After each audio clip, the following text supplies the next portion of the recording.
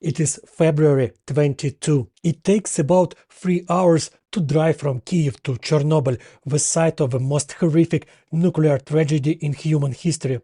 The last hour of the journey passes through the so-called Exclusion Zone, the area most affected by the Chernobyl nuclear power plant explosion. Prolonged exposure there is deadly, and therefore it is forbidden to live there.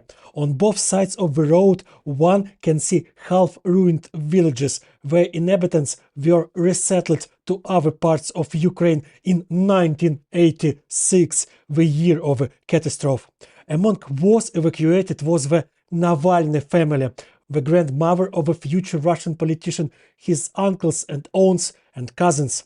Most of the Chernobyl Navalnys were settled near the beautiful and quiet town of Bucha.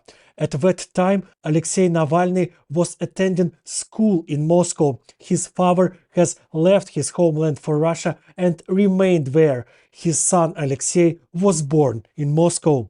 In 2022, Russian invaders came to Bucha and the surrounding villages. Among the many local residents they killed, there was at least one Navalny. The body of a murdered man was later found with his passport in his hands. It seems that the invaders, checking his documents, saw the oppositionist's last name and killed an innocent person solely for that reason. Alexei himself wrote about this incident from prison, where a smartphone had been smuggled to him. Despite his Ukrainian origin and family in Ukraine, Alexei hardly felt close to our country. On the contrary, he managed to become almost an enemy of Ukraine. He did not condemn the occupation of Crimea, welcomed the creation of his support centers there, and once even openly stated that he would not return Crimea to Ukraine if he became president of Russia. He would not return it because, to quote him, Crimea is not a sandwich to be passed back and forth. Since when Ukrainians have called him not a sandwich.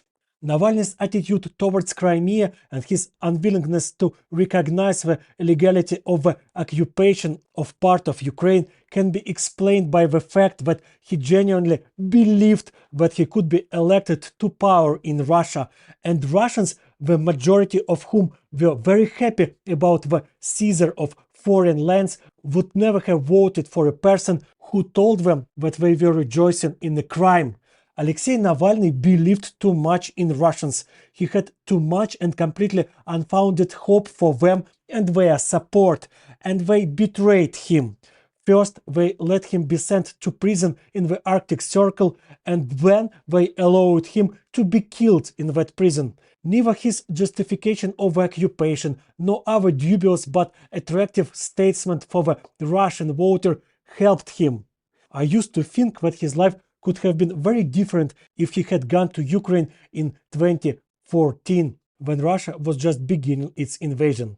He had the right to Ukrainian citizenship because of his roots, and it seemed to me that here he could have used his political talents to fight against the occupation, not support it. But now I understand that fate had prepared a completely different mission for him. By his imprisonment and his death, he showed the world that there can be no honest change of power in Russia, that a candidate, even one who covers up the crimes of the regime but otherwise an opposition figure, is doomed to torture and death. Russia is like a cursed kingdom from a terrible fairy tale, where there can be no happy ending, where the main good hero does not mind seizing part of neighboring kingdom, and when this hero is captured and sent to certain death by the ugly and evil king, there is no one who could even try to save him.